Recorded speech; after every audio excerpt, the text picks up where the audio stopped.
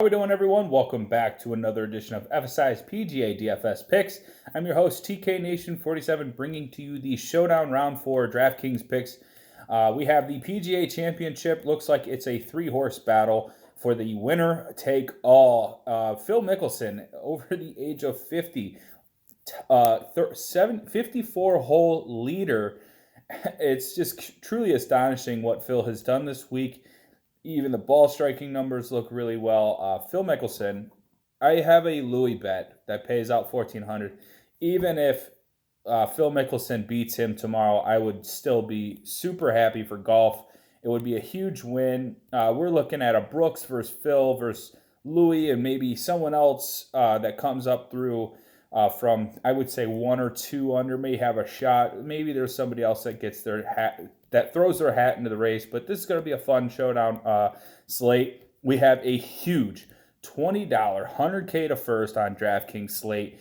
Even the $1, the single entries are juiced up. This is a huge showdown slate. So I am going to help you, bring you some really good GPP strategies. I checked the weather before we started here. It looks like a normal windy day on a coast, but there's no rain in the forecast. 80, breezy. It's going to be ideal conditions, I guess you would say, for a coastal course. I think at the upwards to 15 to 20 mile per hour wind gusts, that's not that bad considering 30 mile an hour, 40 mile an hour. That's where you start to see the carnage happen.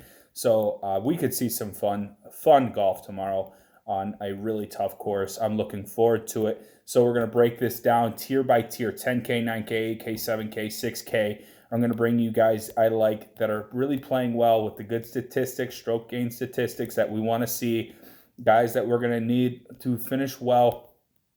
I would say it doesn't matter where you play a guy on the leaderboard tomorrow. Guys that are playing up at the top of the leaderboard can ultimately just self-destruct and lose all that place differential or all that position points that you thought you were getting with that starting position. So it can go either way tomorrow. So just play the guys that are hitting the ball the best, that are going to make their putts.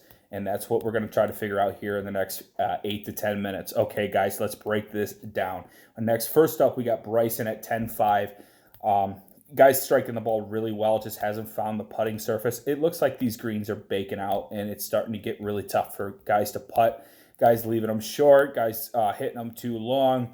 Approach shots are starting to bounce a little bit. So I think, putting is going to be hard to come by. Let's just go based on history, and history tells me Bryson DeChambeau can get hot with his putter. 2.6 on the approach, 10 strokes on the tee to green. That's inside the top 5 for the tournament. There's a reason they priced him up to 10-5. I think he makes for a really good play. He could be one of those guys who's sitting around 2 under that can shoot 6-7 under and put himself in contention. He certainly has won U.S. Open. He's won places like Memorial. RBC Heritage. He can dominate a golf course. So give me Bryson DeChambeau in GPPs tomorrow. I like this play. Victor Hovland is going to be a pass for me. It looks like he's struggling off the tee, which is really shocking to say the least. But I feel like Bryson and Brooks are the plays, and let's just not get too cute. Obviously, Brooks 10-1, sitting T2. I think Brooks wins tomorrow. I've had that feeling since round 1, and I couldn't find any good odds throughout the week to really make it worth my while for the bet. But you could feel it in round 1. He shot up that leaderboard. It looked like he was back. I think he's about to win this golf tournament. 13.3 strokes total, 8.9 on the approach, leads the field. It's absurd on a coastal course. 10.6 on the ball striking. Brooks Koepka, your eventual winner. He's going to break my Louie bet heart and break the Phil Mickelson heart, and he's going to play that ultimate villain. I can see it now, and my buddy, who's a big Brooks fan, is never going to let me hear the end of it. So moving on. Jordan Spieth shot 4 under today. Looked really good. Still can't make some of those putts, but this is a historically good putter. And what I'm talking about here, this is a guy that can turn it on at the drop of a hat. So 5.7 around the green, the putting minus 2.8, 10.1 tee to green.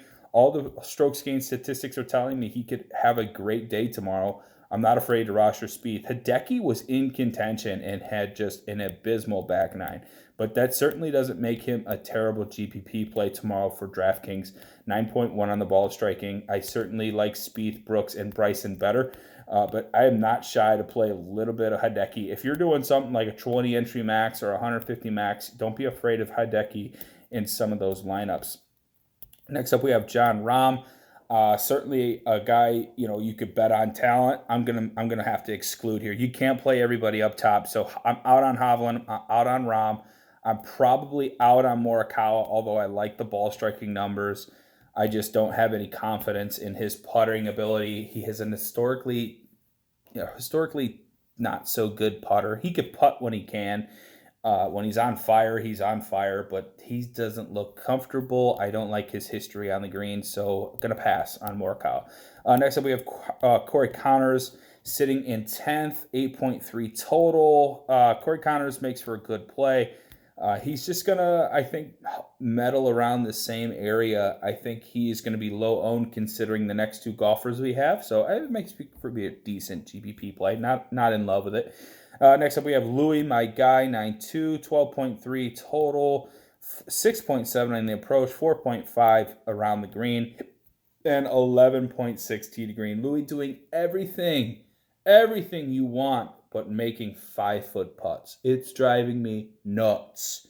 I can't take it. I need Louie to start burying those putts. If Louie buries his 5-foot putts tomorrow, he can shoot 5 under and win all day. Just, oh my God. All right, enough. Louie, make your putts. Bring it home for FSI. That'll be 2 back-to-back winners. I'm pumped just thinking about it. I hope Louie can pull through for me. So I'm going to have a lot of it in DraftKings. I'm going to go, push the chips all in, as they say, and hope for the best and bet on what I bet on to begin with and go with Louie Oosthuzien tomorrow. Joaquin Niemann. Minus 3.6 around the green. He's gaining it all back on the putting surface, which is surprising to see. Niemann is not really that good of a putter, so this I'm not sure what to do with. 2.3 in the approach, 5.6 ball striking. It's not terrible, but I'm just really confused at this statistic line for Joaquin Niemann. This is not typically how he plays, so I'm not sure what to expect. I like Louie obviously better. I even like Connors more than I like Niemann. But Rory McIlroy is going to be a fade. The next guy down, Zalatoris looks like he's starting to putt a little bit better. 9.4 ball striking. That's pretty high on the top 5 list. So I don't mind Zalatoris. This seems like a perfect course. Just playing it playing his cards right this week. Cam Smith, no thanks. The statistics look down. He could even go backwards further tomorrow. Paul Casey looks like he's got some really good ball striking numbers. And Phil Mickelson, 8.4, 8.1 on the approach, 9.7 ball striking. I think Phil Mickelson is a play tomorrow. I don't think he goes backwards. I don't see him imploding. I've seen some Phil Mickelson contention statistics, and they look nothing like this. This looks dialed in, and I'm going to continue to play Phil. Next up, we have Jason Kochrack. I bet on him in round 2, 100-1. He was only 4 or 5 strokes off the lead, but he hasn't moved. He's stuck right there, even 1 under. Does he have a super low round in him? Maybe. I just don't think so. Hoffman has better ball striking numbers. Same position, $100 cheaper. I think Kochrack's putting better, but Hoffman's hitting the ball better. You could probably play both in a 20 entry max. If you had to pick one, give me Hoffman. Berger not playing well at all. Do not play Daniel Berger. Gary Woodland's playing really well on the approach. I don't mind him. Seems to be putting the ball pretty well. Sneaky good play at 8K.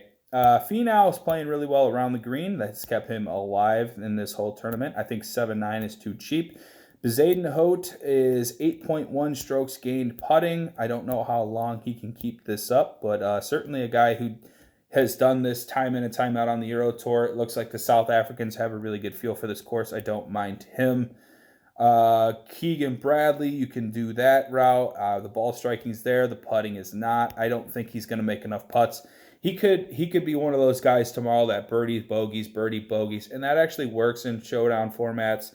And his price tag at 7,800 is not too expensive to bet on that either. Webb Simpson here at 7-7. He shot like 3 or 4 under. He was on fire this morning. I like him to continue to crawl up the leaderboard. This is a South Carolina course. We know Webb plays well in these Carolina courses, so I don't mind him in GPPs.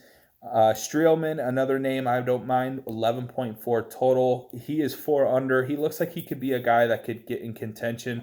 I certainly don't understand where this came from. I didn't see it pre-tournament. But definitely a guy that can go backwards, or he can stay right there, finish 3rd or 4th. I don't mind Streelman. Cantlay, I think, is a very solid play. I've been talking it up all week. I've been playing it in Showdown. It's been paying off. They didn't price him up. 7.5. Roll out Cantlay with that 10.5 ball striking. And then we're going to kind of skip down here. I'm not seeing much that I like. Ricky Fowler's playing really well. He's putting pretty well, but 3.2 on the approach, it's really encouraging to see. 7.2, I think it's worth a shot in GPPs. Let's go with Robbie McIntyre's looking decent. Now we're starting to get really dicey down here. They're not going to give you much down in the 8K range. Patrick Harrington's decent. I think if conditions got worse, he would be in better play. But I think I would hitch my wagon to Billy Horschel down here. 2.6 on the approach, 3.2 putting, 2.4 ball striking. He was kind of making that leaderboard climb with Webb Simpson, and he's at least $1,400 in discount. So Billy Horschel will be the play down here for me. I like that a lot. And to round it out, Daniel Van Tonder. He couldn't make a putt today. I certainly have enough of him in my weekend lineups. So hopefully he can play a little bit better on the greens and make some more putts. But other than that, guys, I'm not seeing anything else worth it. It seems like this is going to be a good balance build. Slam that 8K range, that 7K range, and go with 1 or 2 studs at the top. Don't try to go stars and scrubs. Doesn't look like there's much down here other than probably Steve Stricker. That's not a bad name. Stricker and Horschel will be our punts. So that'll wrap things up for Showdown Round 4. You can follow me on Twitter at TKNation47. You can follow us at FSI_DFS. The link to the Discord is in the bio. You can get core plays, chat throughout the morning, and we'll make some lineups and help. Let's try to win this 100K on our way out. Would be an awesome feat to behold. And thank you guys. Like, comment below, and I look forward to a fun 4th round of the PGA Championship. Take care.